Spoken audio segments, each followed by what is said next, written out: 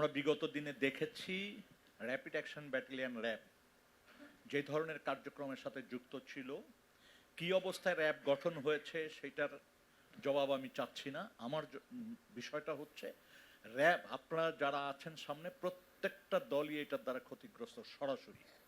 এই আপনারা কেউ ক্ষমতায় যাবেন, আপনারা র্যাপিড অ্যাকশন ব্যাটালিয়ন র্যাবকে ব্যান করবেন কিনা, অথবা র্যাবের মধ্যে বা আইন শৃঙ্খলা রক্ষাকারী বাহিনীর মধ্যে যে সেনা উপস্থিতি এটা বন্ধ করবেন কিনা, এটি আমার। ধন্যবাদ। নাহিদ ইসলাম। আমাদের 24 দফাতে এটা খুবই সুস্পষ্টভাবে বলা আছে এবং আমরা বিভিন্ন সময় এটা বলেছি যে র্যাব বিলুপ্ত করা উচিত, এইটা আমাদের ফার্স্ট দাবি। এবং আপনি যে এই তত্ত্বাবধায়ক সরকারের শুরুতে ছিলেন, এটা নিয়ে কি সরকারের মধ্যে আলোচনা হয়েছিল? এই অন্তর্বর্তী সরকারের ভিতরেও এটা আলোচনা হয়েছিল ক্যাবিনেটে। আমার জায়গা থেকে আমি বলেছিলাম যে র্যাবের বিষয়ে যাতে সিদ্ধান্ত আসে। হলো না কেন? সেই সময় যুক্তি ছিল যে সেই সময় তো আইন শৃঙ্খলা পরিস্থিতি টালমাটাল, তখন পুলিশ বাহিনী বলতে গেলে নিষ্ক্রিয়। এখন যদি আমরা আরেকটা বাহিনী, সেটা একটা নেগেটিভ ইম্প্যাক্ট করবে এবং সরকার এটা, ফলে পরিস্থিতি অনুযায়ী পরবর্তীতে এটা করা হবে। সেই পরিস্থিতি থেকে কি আমরা বেরিয়ে আসতে পেরেছি এখনো? সেই পরিস্থিতি থেকে তো যতটুকু এসেছি এর থেকে তো বেশি উন্নতি করা সম্ভব না, ফলে র্যাব বিলুপ্ত করা উচিত। আমরা পাশাপাশি এনটিএমসি এবং ডিজিএফআই তাদেরকেও অ্যাকাউন্টেবিলিটির আন্ডারে নিয়ে আসা উচিত। আমরা এই দাবিগুলো করেছি এবং সেই সময় কিন্তু আইন প্রণয়নের কাজ শুরু হয়েছিল, ডিজিএফআই এনটিএমসি আইনগুলো সংস্কারের কাজ শুরু হয়েছিল, কিন্তু এখন পর্যন্ত আমরা সরকার জায়গা থেকে পাইনি। ফলে অবশ্যই আমাদেরকে র্যাব বিলুপ্ত করতে হবে এবং আমরাও আশা করব যে অন্য সকল দলের ইস্তেহারে এই জিনিসটা থাকবে। ধন্যবাদ। মুজাহিদুল ইসলাম সেলিম। আমি মনে করি যে বিষয়টি নিয়ে আরেকটু গভীরে যাওয়া দরকার। আমাদের দেশের আভ্যন্তরীণ আইন শৃঙ্খলা রক্ষা করার কি নীতি অনুসরণ করে করা হবে, এইটার সঙ্গে সঙ্গে আমাদের প্রতিরক্ষা নীতি কি ধারায় পরিচালিত হবে, সবটাই জবাবদিহিতা এবং জনগণের সঙ্গে আলোচনার ভিত্তিতে প্রণয়ন করা উচিত।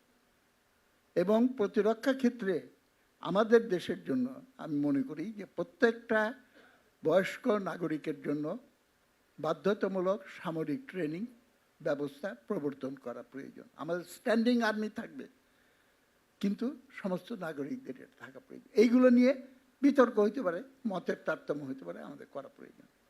এইটা যদি সামগ্রিকভাবে আলোচনা না করি, তাহলে পরে আমার ইনস্টিটিউশনস অফ কন্ট্রোল সেইটা কোথায় কোনটা উপযুক্ত সেইটা কিন্তু আমরা নির্ধারণ করতে পারবো না।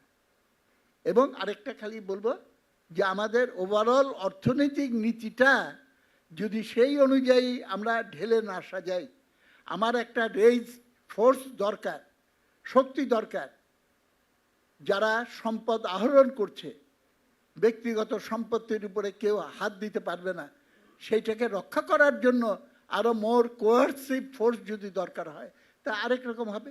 শিল্প পুলিশ, আমি জাস্ট এক মিনিট নিচ্ছি, শিল্প পুলিশ তারা তো শান্তি রক্ষার জন্য।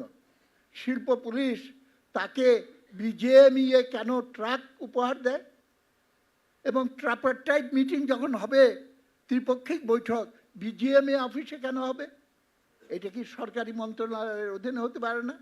সুতরাং কিভাবে economic power encroaches and captures the political power, এবং এইটাই ফ্যাসিবাদের জন্ম দেবে। ধন্যবাদ। ফ্যাসিবাদকে রক্ষা করার জন্য র্যাব বিলুপ্ত হতে পারে, র্যাবের বাবা আর একটা তৈরি হবে হামিদুর রহমান যদি আমরা সতর্ক না থাকি।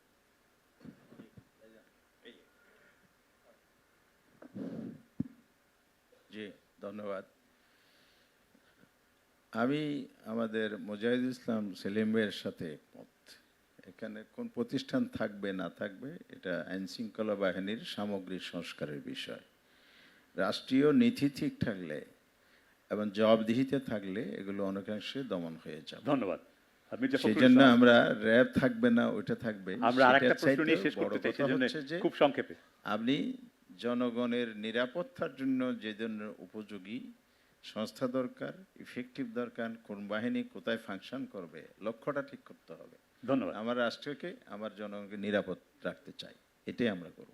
মির্জা ফখরুল ইসলাম আলমগীর। আইন শৃঙ্খলাকারী বাহিনীকে রাজনীতির বাইরে রাখতে হবে, অর্থাৎ রাজনীতিকীকরণের বাইরে রাখতে হবে। আমি ক্ষমতায় গেলাম, আমি আমার পারপাজে ইউজ করলাম পুলিশ, র্যাব, অন্যান্য বাহিনীগুলোকে, তাহলে রেজাল্ট একই দাঁড়াবে, শুধু র্যাব এককভাবে না। র্যাব তো একটা প্রতিষ্ঠান, তাকে ব্যবহার করা হয়েছে, যে কারণে র্যাবের আজকে এই অবস্থা হয়েছে। আর দেশনেত্রী বেগম খালেদা জিয়া তিনি কিন্তু ঘোষণা দিয়েছিলেন যে তিনি ক্ষমতায় আসতে পারলে তিনি র্যাব বিলুপ্ত করবেন, এবং আমরা সেটাই মনে করি যে শুধু র্যাব নয়, পুলিশ আজকে যে জায়গায় পৌঁছেছে, পুলিশেরও পুরোপুরি ওভারঅলিং দরকার, তার পুরো বিষয়টাকে নতুন করে সাজানো দরকার। ঠিক একইভাবে সকল আইন শৃঙ্খলা রক্ষাকারী বাহিনী যেগুলো আছে সেগুলোকে পুরোপুরিভাবে আপনার নতুন করে ঢেলে দেশের জন্য, মানুষের কল্যাণের জন্য ব্যবহার করার ব্যবস্থা নেব আমরা।